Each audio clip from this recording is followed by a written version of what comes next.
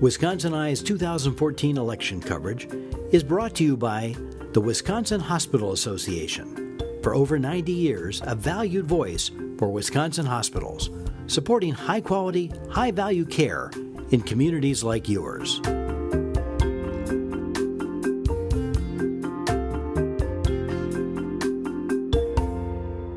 Wisconsin Eye coverage of the 2014 elections continues with an interview with Mr. Tom Rayome of Wisconsin Rapids.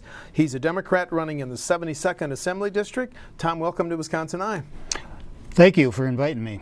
And this programming note, Wisconsin Eye appreciates the support of the Wisconsin Hospital Association, which represents more than 139 hospitals and health systems, for making these candidate interviews possible. Tom, this is your first interview at Wisconsin Eye, so tell us a little bit about your background, what you do, and then as a member of the Wisconsin Rapids Council, what, if any, has been the impact on the city of Act 10? So that's an awful lot. Well, I'll try and remember that. Okay, thank you. Well, I am Tom Rayome. I'm from Wisconsin Rapids. I've lived there my entire life. I'm 62 years old. I work for Domtar Paper Company in Nakusa, just south of Rapids. I've been there 42 years, which is almost unheard of people doing now, especially new people coming out of school. So nearing the end of my time, working time, I hope. So let's see, as far I work on the city council. You've been a member of the council for how long, Tom? Actually, it's over a 24-year period. I had a break in between. Okay. I had 10 years and then 4 years off, I think it was, and back on, which at the end of this term would make 10 years, so 20 on the council. Well, that's why I'm curious, when I interview local officials running for the Senate, the Assembly, has there been a noticeable impact of Act 10 on city services, sir? Immediately by us, I think the biggest factor is morale. Which I don't know that many people mention that, besides the employees, what the effect it had on them. The number of employees hasn't been cut a lot because of that, but those things could be coming, are going to probably be looked at harder than what they have been. So, is it fair to say city services have not been affected yet, sir? No, I don't think they have. Okay. People have been shuffled around or whatever to cover it for now, so off the top of my head, not. Okay, let's move on to some issues. Let's talk about some K-12 issues. One of the major issues in the next state budget is going to be on school choice and the voucher program. The current budget takes it statewide, but puts a enrollment cap of 1,000 on it, as you probably know. What's your position on school choice and the voucher program, sir? I'm not in favor of school choice. Okay. Vouchers and that, no. What those programs do, there's a cap on the numbers, to get back to that, statewide.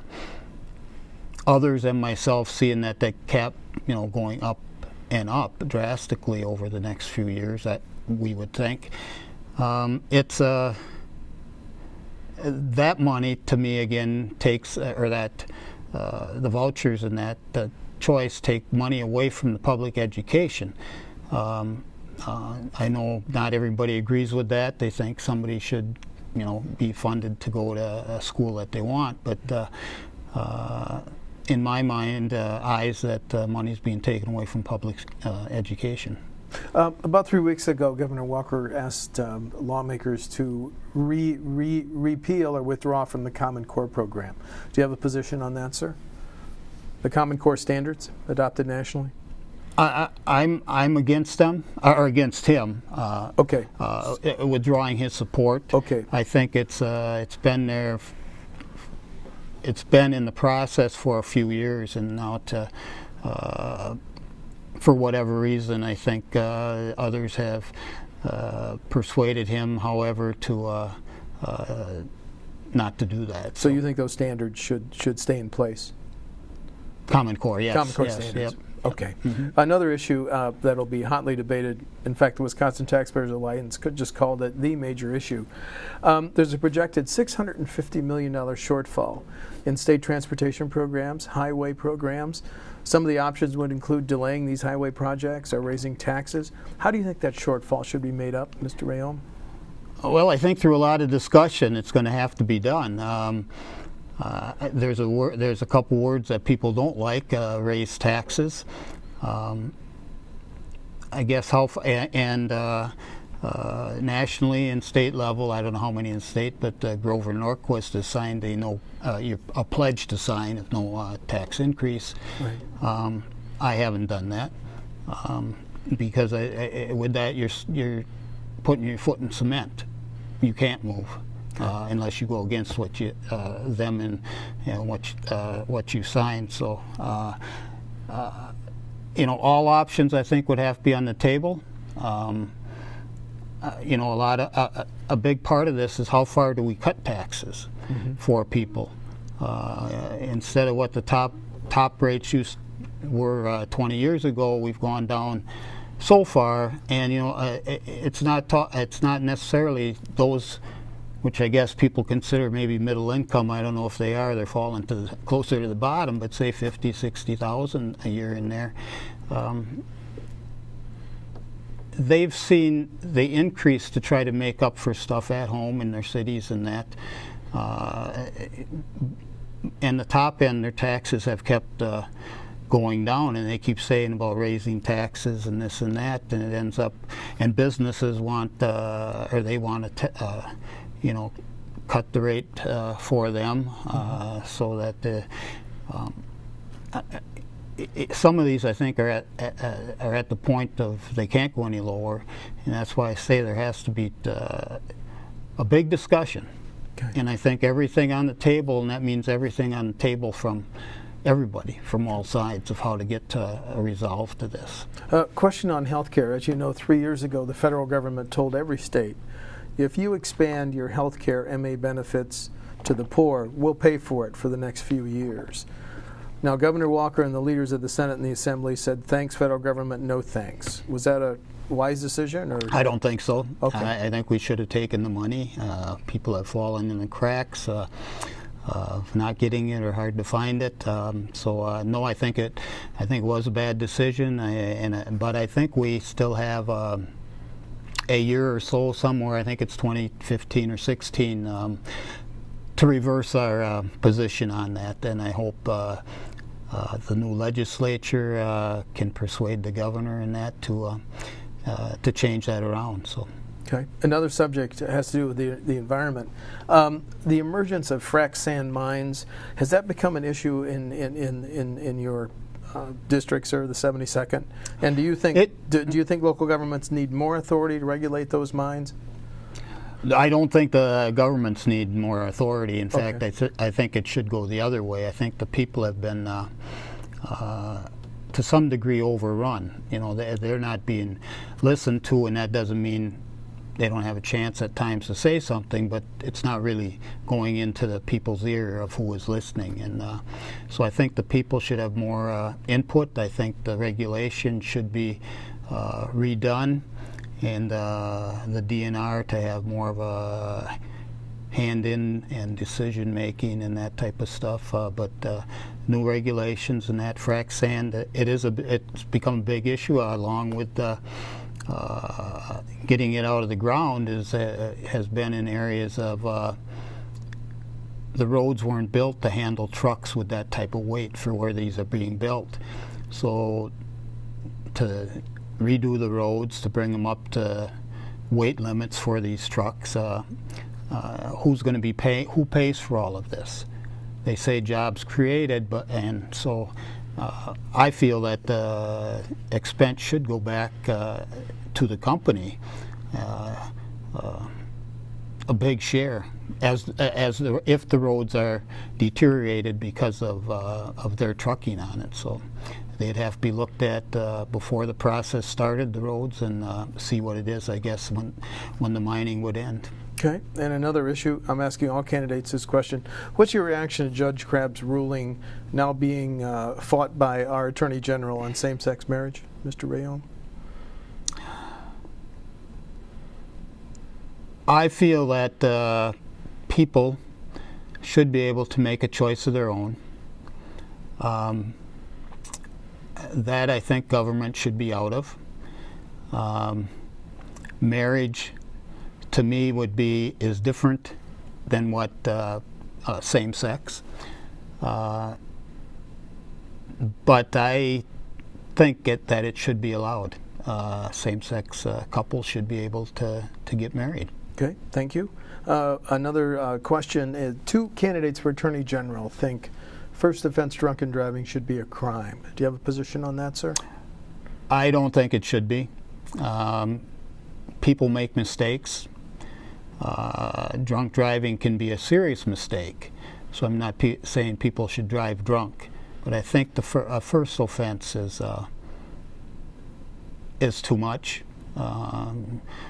The state lowering it, well, by the federal government, but lowering the state then lowered the alcohol to 0.08, the limit. So you know, it's getting close to having very little to drink, and you're going to register over the limit, and you know, people are not necessarily impaired. I don't feel impaired to drive. So. Okay. There are calls both in Washington and Madison to raise the minimum wage. Should it be raised? I think it should be. Should it go to the 10.10 that's being discussed in the Capitol? I think it should be. I also think communities, if they want to raise it higher, that they should be allowed to do so. I think the 10.10, as I said, it should be higher than what it is. There's cities around the country that their level was $15 an hour. Seattle, yeah. Yep. So that you know, I think somewhere in there is that, but also I think that the communities, if they feel that that should, you know, be that or what they want to have for a minimum wage, I think they should have that control over. We're pretty close to the primary. Is there any other issue you're being asked about that I haven't had a chance to ask you about that you're stressing as you run for the 70 seconds, sir? A big thing, I guess, would be the union busting tactics that I feel have gone on with Act 10 and the like. And people have to be allowed to organize, and that includes, to me, public workers, and they should be able to bargain for everything like people in the private sector. Taxpayers pay the bill, so both sides, I would hope, would be maybe more conducive to getting a settlement that doesn't put one group way above the other or something. So I think there's a way to be done, and again, it's a meeting of all people to come to a solution. And if you don't talk, you don't come to the solution, and that's, I think, it's a big problem in Washington, and it's, I think, a big problem down here at the Capitol, that there's an idea, and no matter what is said, again, it falls on deaf ears. So that's what I want to be, is somebody that's going to have open ears, have my own ideas, listen to what somebody has to say, and you know, what I think their idea might be better, but maybe there's one little thing for me to throw in, and you know, we get together, and that's it. Is that going to happen? I don't know, but that's how I look at doing things. So if you're in the Assembly in January, you would seek to restore the collective bargaining systems that Act 10 Absolutely. Okay. Absolutely. Then my final question, sir, you have a primary. Do you want to highlight any differences between you and your primary opponent on August 12th? You know, what we believe in, I think, is probably pretty similar. I think it's our style. You know, I come from, and our background, I've lived in the area my entire life. I'm a blue-collar worker, which I think the capital needs, not just at times, but all the time, and I think more than what they do have. And so, and I think there's a difference on some probably of how we get to where we want to go, or how fast to go on things. So I see. Okay, very good. Thank you. Tom Rayome of Wisconsin Rapids is a Democrat running in the 72nd Assembly District. The primary is August 12th. Tom, thanks for stopping at Wisconsin Eye. thanks for inviting me. Yes, sir.